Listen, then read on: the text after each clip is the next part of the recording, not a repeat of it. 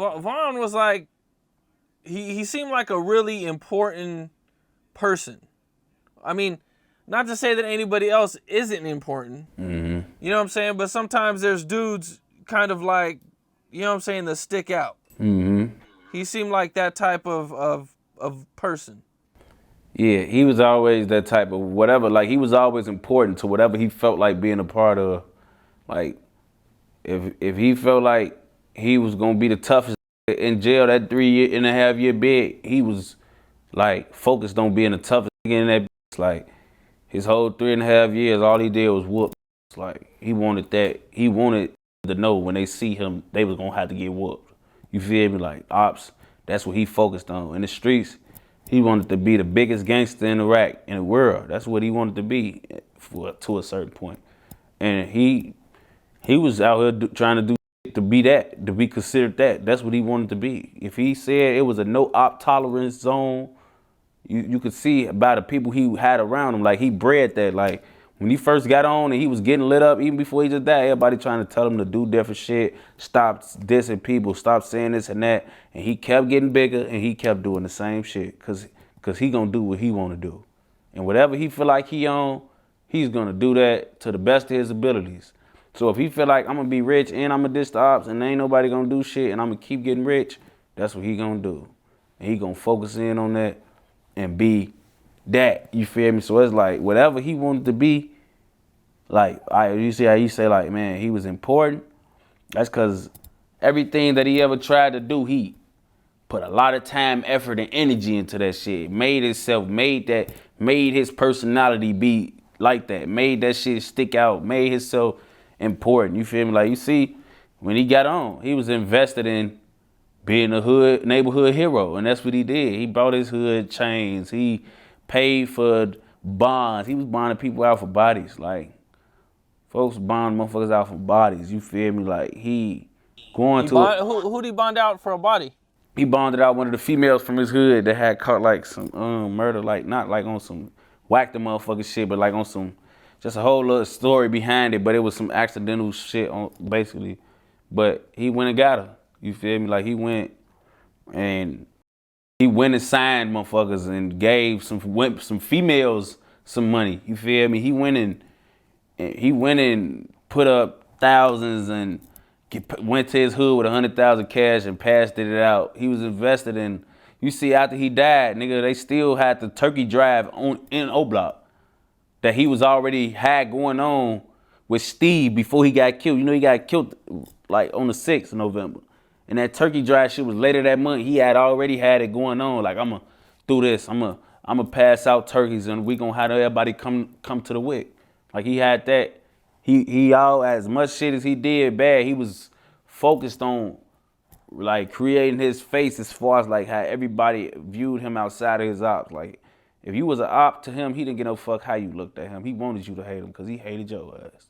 But everybody outside of that, he was focused on being a neighborhood hero. That's why he became like how he was. Anything he focused on, folks used to be a good ass drawer. Like, when he focused on, like, all right, I'm gonna draw Goku. He gonna draw Goku raw as hell, for like right in your face.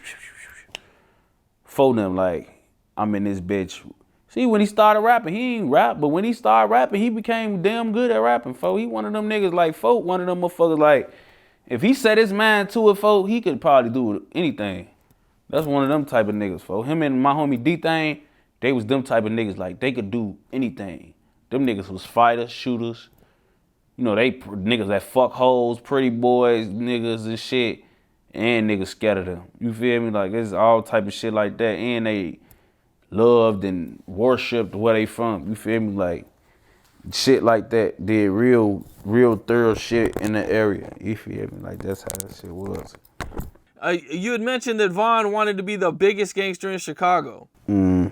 Is that something he always wanted from as a kid, or was there a situation that made that happen?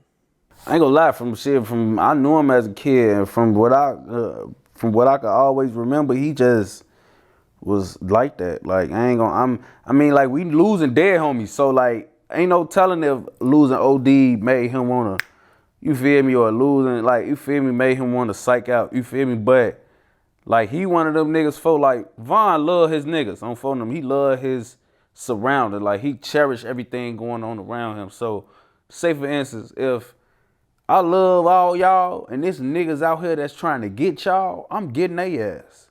That's how folks looking at this shit. Cause he love niggas that much. Like I feel like that's why he put his life and freedom on the line and did all of the shit he did. Cause he loved his niggas. Like, and the more motherfuckers that he lose, the more motherfuckers he gonna try to make other motherfuckers lose. You feel me? Like he one of them type motherfuckers. He lose a motherfucker, he want 2, 3 niggas to go. You feel me? Like he one of them type of motherfuckers. Like he just like, and I saying like that's what he was doing or nothing. I'm just saying like this is how he view shit. Like he love motherfuckers so much. You bring any type of harm or like any type of fluky shit or like any type of dramatic, any type of drama or death to his area, he gonna try to like step on that shit. That's why I feel like he probably didn't want to be the biggest gangster, but he just was in love with his surroundings and anything that threatened, anything that was going on around him that he loved, he was on that with. You feel me? That's how it probably was. I interviewed Bo Dill, and we talked about Von a little bit, and he had mentioned that Von was really about his people and helping people out, and how he brought his bag back to the block. You know what I'm saying? Like. Yeah. Quick, you know what I'm saying? It wasn't like, after he done made, $50 million, you know what I'm saying? Like he did it, you know what I'm saying, off the top. Of Von being a good dude and buying O-Block chains for everybody. But I respected Von because Von was for his people and he was a team player and he did that shit the way it was supposed to be done. Like he went and got the bag and brought it back to his people and broke bread with his people. And he really wanted to see his people succeed and make it. And he put them in positions to really win. Like, he the definition of a real GOAT. You know what I'm saying? I don't know nobody that got their deal and then brought their bag back to the projects and break bread with all his people the right way. Hopping on songs with them, uplifting them, helping to put them in a position to win. Like, he did that shit like a big homie, but a young nigga doing big homie shit. You know what I'm saying? How can you not love and respect a nigga like that? What did you think when you seen all that? Me and him talked about the O-Block chain shit. You feel me? When he did it, because I wasn't surprised though. Like I tell you, I know Von. And even when Von was broke, he was a nigga that like did for people. Like Von, like I told you, he always had hoes. So when he get out, imagine Von always fresh out because he always going back to jail quick. So when he get out, he find hoes, fuck them, older bitches, younger bitches. He taking their cars, giving motherfuckers rides to go see the guys, giving motherfuckers rides to go to court for the guys. He fucking these hoes, they giving them a little honey, cause he ain't never did drugs. Like he ain't started doing drugs till like he beat this body, cause like I say, he always fresh out of jail, so he always on probation or parole, so he can't never do drugs. So he getting his money from hoes.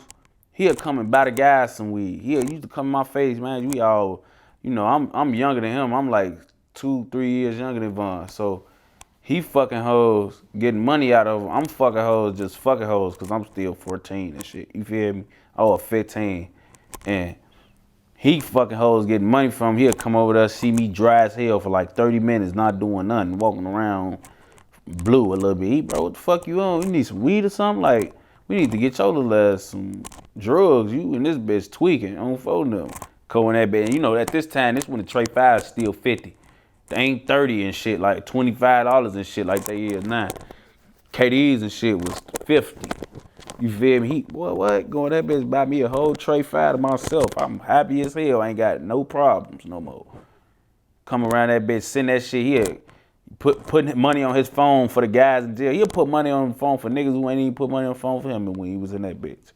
And he'll answer the phone for everybody. He'll put 100 on his phone and won't be like, man, this for woo, woo, woo. Stop calling me, bro. You called me too much. I need some money for food. Folks, as long as you keep hitting folks shit, he gonna keep answering the phone. And he gonna fuck some hoes. He gonna get $100 for them. He gonna find 4 of the guys to send $25 to.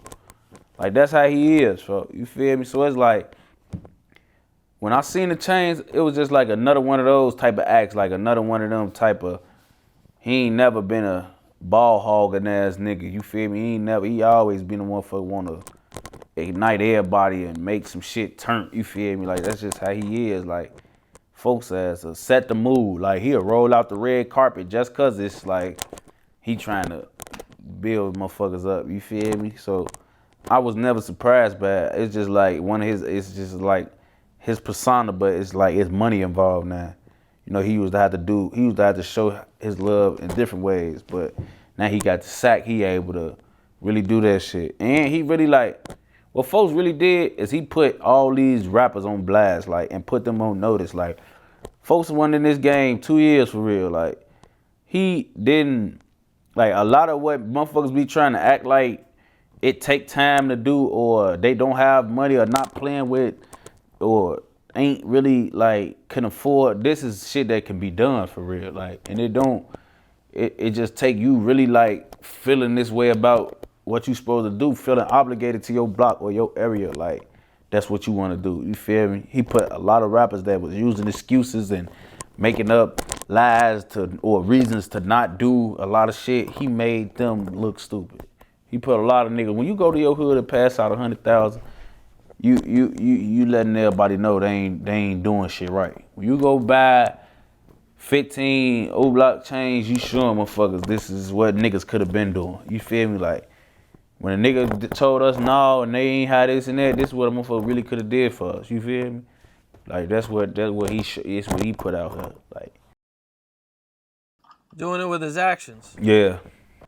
What's up? This is Cam Capone. We got more content like this coming soon, so hit that like button, subscribe, and stay locked in to Cam Capone News.